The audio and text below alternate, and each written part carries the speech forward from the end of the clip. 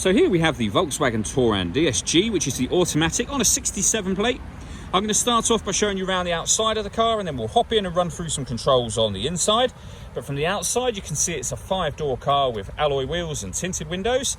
Let's start off inside the boot and then work our way around the rest of the car from there.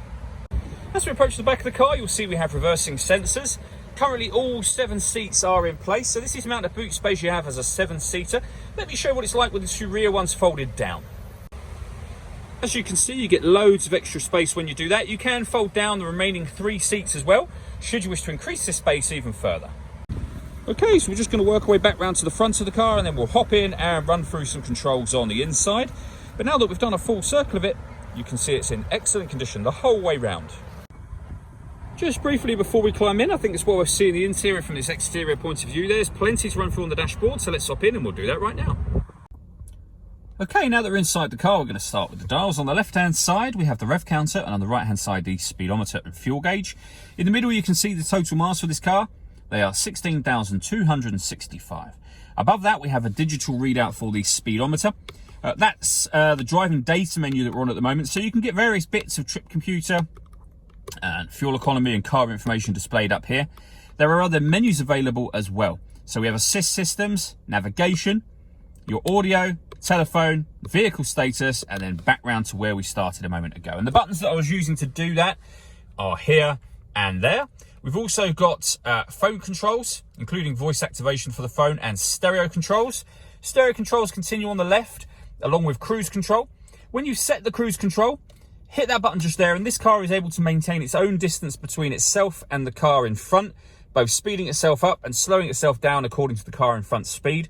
We've done a video showing this working, which you can find on our website and also on our YouTube channel as well.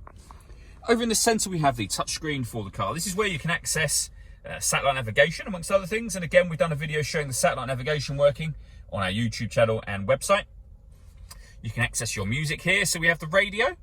This car has got DAB, FM and AM radio available to you. If you want to listen to your own music, you can do. Either hit the menu button and then media, or just hit media up here.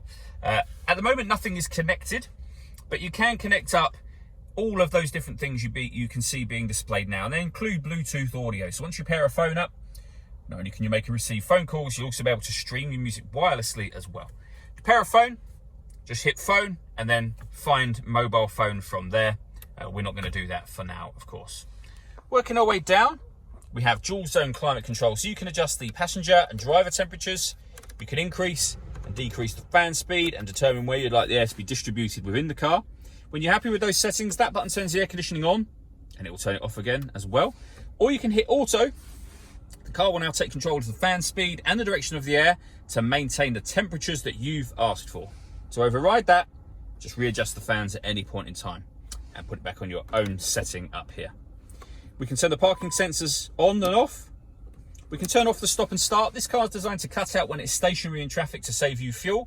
That system is now off. And the mode button will set the driving mode for the car. So you can put the car in eco, normal, sport, or individual. And under individual, they are all the things you can customize yourself just there. Beneath that, we have a 12-volt charging socket, the auxiliary and USB inputs that I mentioned a moment ago. And then we have the gear lever for the fully automatic gearbox. All that leaves me to say is thank you for taking the time to watch this video. If you'd like to come and see the car in person and have a test drive, please feel free to call any of our MJA sites. We'd love to hear from you soon.